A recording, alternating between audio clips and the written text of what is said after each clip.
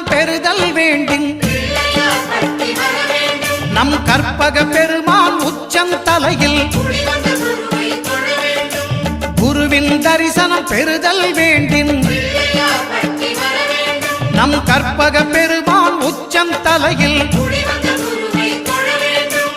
ஆலமர் செல்வன் அவனது பார்வை தடைகளை நீக்கி வளம் பெருக்கும் நம் கணபதி சிரத்தை காண்கிற மங்கையர் மாங்கல்ய பலமே திடமாகும்